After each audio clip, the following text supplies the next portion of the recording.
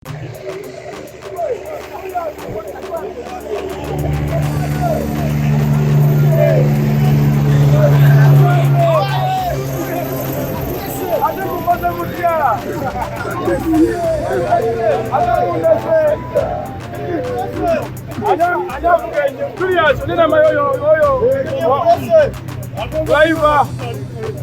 anane na madereva tuja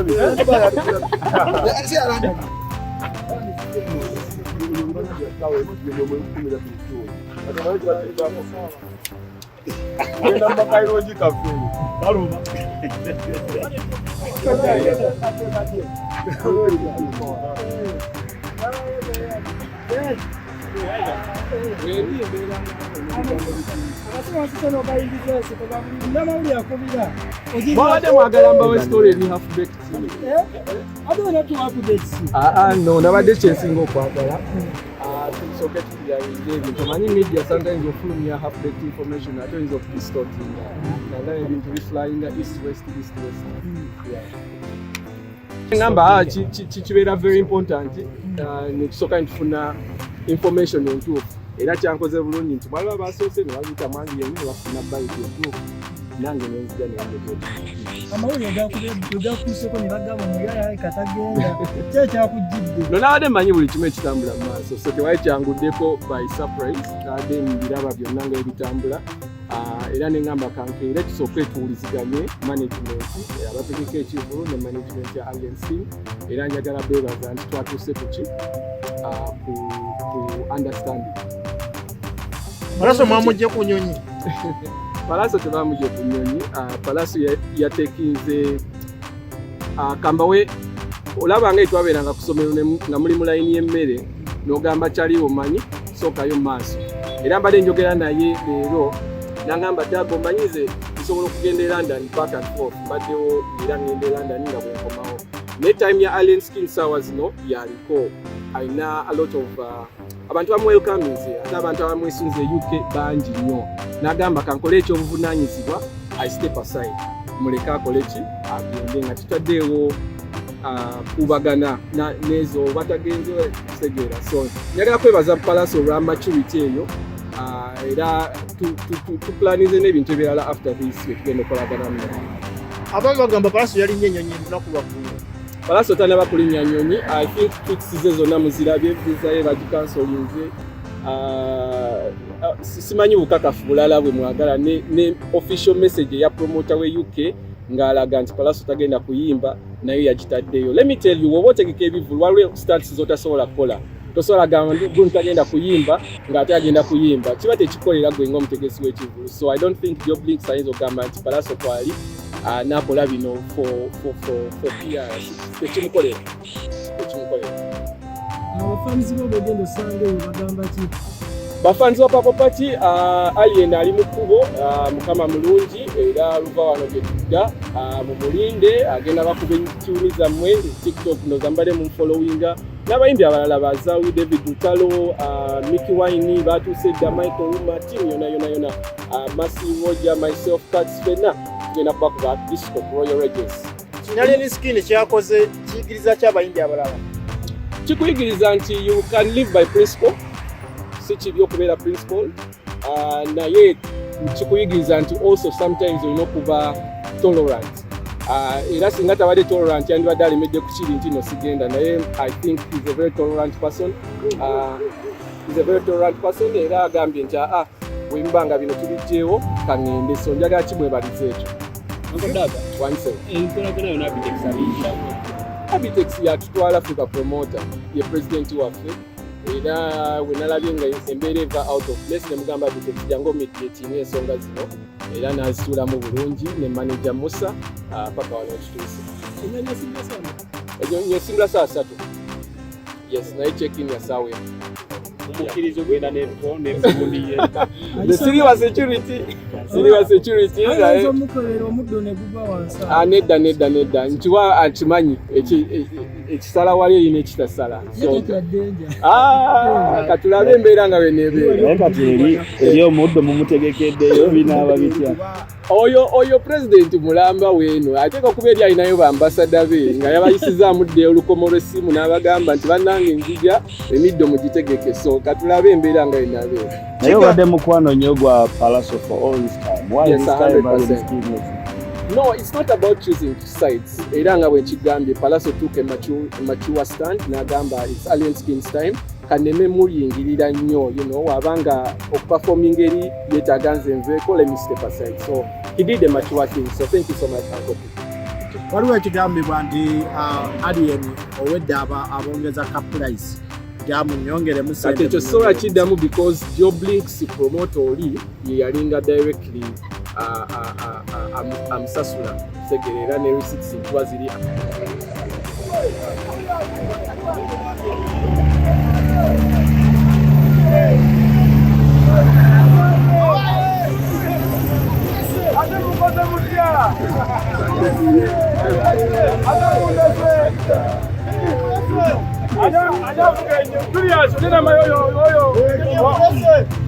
Driver anane na madereva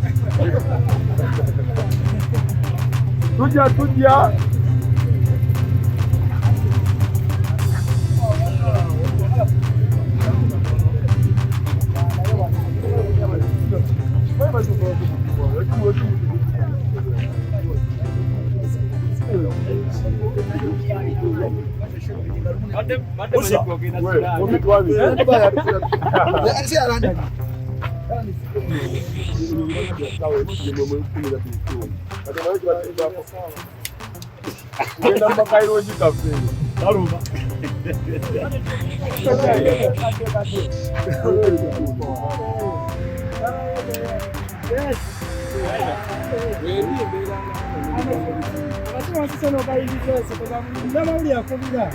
Mwabadde mwagala mbawe story eri halfback. I don't know to update. No, nabadde kyensinga okwagala. Tusooke tukiyawinga ebintu. Omanyi media sometimes ofulumya halfback information at times of distorting. Naye ebintu biflyinga east west. Ngamba kibeera very important. Netusooka ntufuna information entuufu. Era kyankoze bulungi nti baliba basoose ne bayita mwali yenyi ne bafuna bayita entuufu. Nange n'enjira n'enjogera. Amawulire gakuuseko ne bagamba omuyaya katagenda kyekyakujjidde. No nabadde mmanyi buli kimu ekitambula mu maaso, so tewali kyanguddeko by surprise. Nabadde mbiraba byonna nga ebitambula. Era ne ngamba kantuule tusooke tuwuliziganye management abategeka ekivulu ne management ya ISP.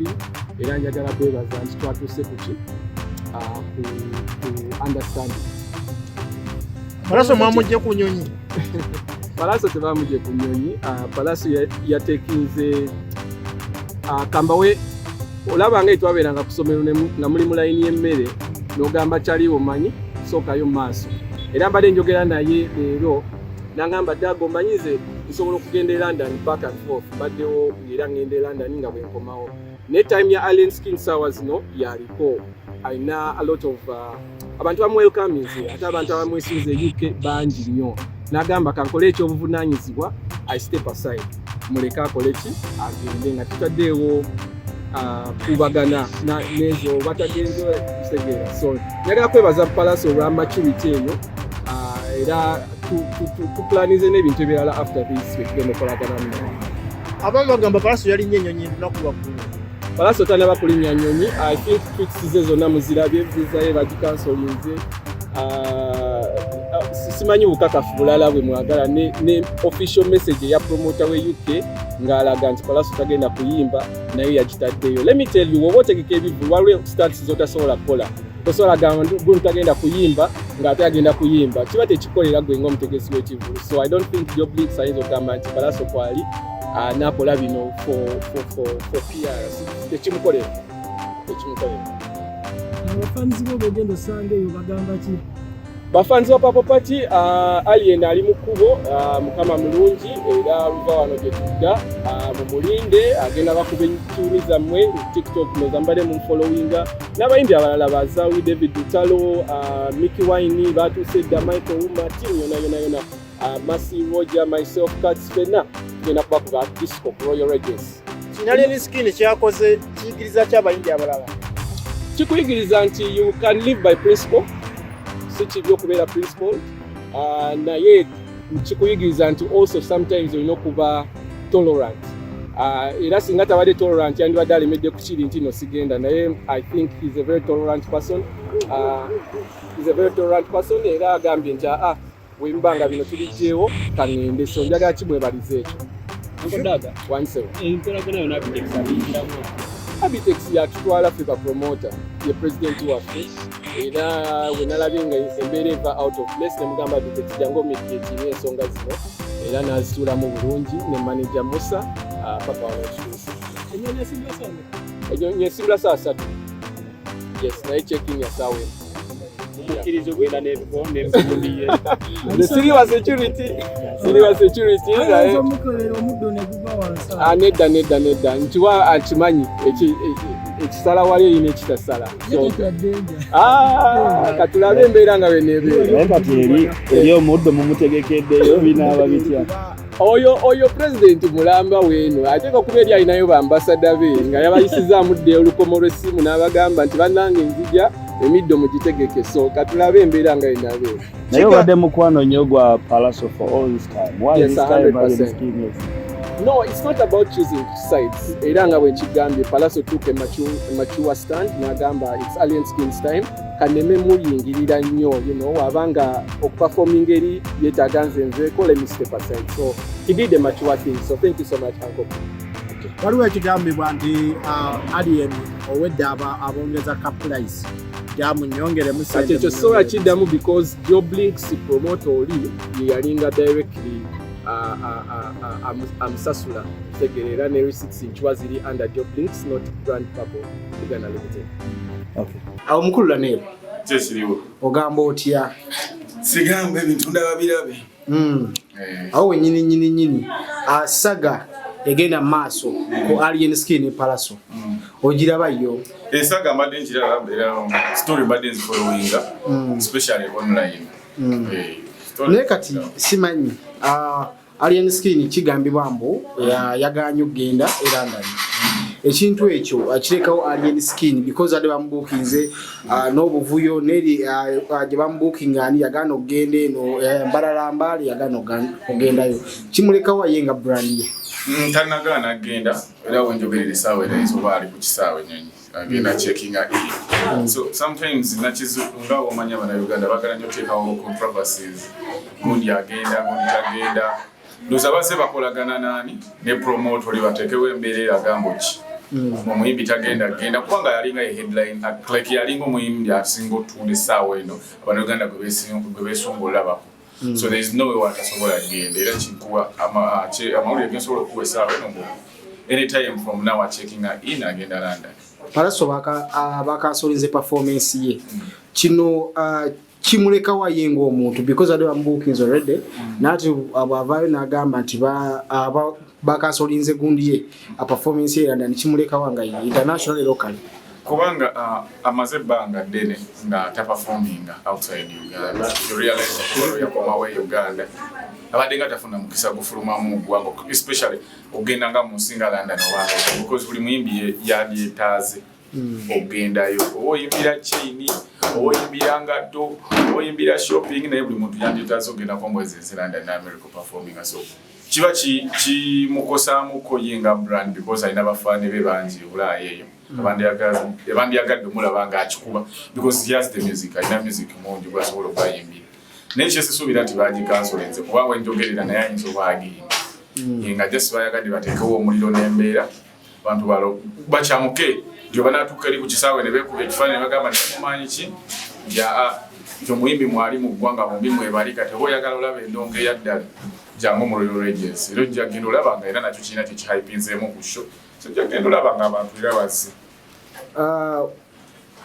Pallaso ayimbidde emyaka egisoba mu 10. Alien Skin agenda weza mwaka. Oba ngambe akirekawo brand ya Pallaso nga bamukompeyalinga ku Alien Skin yakajja ate nga wa TikTok. Anti wabeerawo omuliro ogujja. This is a storm that comes naye nakumala nekukirira. Sicho kisozi kihapeninze ku bantu bangi abebufuzi. Tulabye ab'ebyobufuzi abazze because of a wave ne baba comparinga ne abalala abaluddewo ate nga balina brand zaabwe n'amanyi. Ne because waliwo wave eriwe y'abaana abato ne general music because Alien Skin music bayimba nizo kugamba yawukana mu wa Pallaso.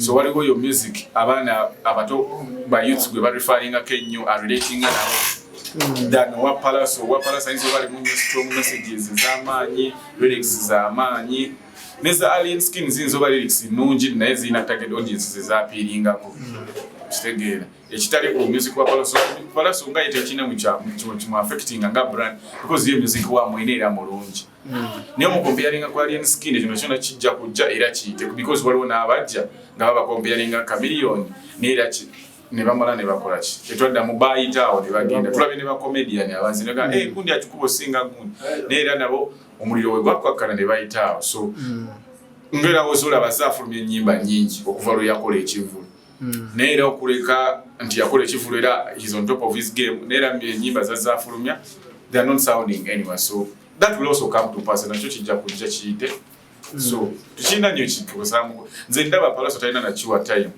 omuliro gubeerewo baba boogera ku brand era still era abafunamu because brand babanga abagipushinga because tugamba good news or bad news is better than no news bama malungi oba mabi gasinga agataliwo so kimukipingira mawulire of which abayimbi tukibaaga so siraba ngeri gye kimukosaamu twogere ku brand Purple Party international oba ngambe outside oba waka baluli bali Dubai abantu abakuba nnyo ku social media this time around bade bagenda London ate essaga ne zijja tugambe Purple Party egenda kugwa angegenze international kuba ne wake kola era tugamba nti babadde bagenda kozera bagenzi abantu bagenzi abalina okugenda bagenzi as always in London already and waiting to perform Nechila Purple Party is an international tour. Egenda begenda mu cities ezenjawulo ne countries ezenjawulo. Nga omanyi nti Dubai oba UAE tebakola bulungi. Reason is bana abantu bibiri byembadde gambe bya wave. Bagatamu ebyobufuzi mu entertainment atendagala start posting ate bichi of which crowd ye Dubai Abu Dhabi ezensi. Eyawukana ne ku ya London. London people are mature. They know what they want. Sibi ebyeno mugundi tak posting ate mugenda gundi watuna kulaba ngo geze smart ja kulumba mu kiyumba kyo. Sibi ebyelanda London at least people are educated, they are advanced, they know what they want, they love the music and they know the artists that they want. Kitegira wabanga muimbi siwa kabe ne wona muleta nga sifa Purple Party bajja ne wabanga Purple Party ngomulungi wakabingira bagalo mulaba still bajja kujja so tekinagiri kikosa brand ya Purple Party. But we have been abalala n'abayimbi abanene nga sifa Purple Party abagenze mu nsi ezimu ebivulu ne bigaana okukola nga sifa Purple Party so I don't think there is a way it can affect Purple Party over Douglas nga brand, you know, but just keeping up nga bakushinga ero jalaba nga ekivulu kikoze because bino si bya bufuzi ng'ebyali Dubai na Abu Dhabi. Atwogere kwa singo funa omuyimbi oba n'abayimbi abalwana then promoter nena nyini Purple Party Douglas Lwanga ani asingo funa musagene eriwo omanye boyiza babona bafunamu but yani afunye eki nga brand ye ekula nga Purple Party it's going global abafunamu it's getting recognition wali yensi endala nazo zina events nga wala Purple Party nga nazo zize zitambuza music wawe mu nsi ezenjawulo okulaba nga bapromotinga talent eziva mu nsi yaabwe.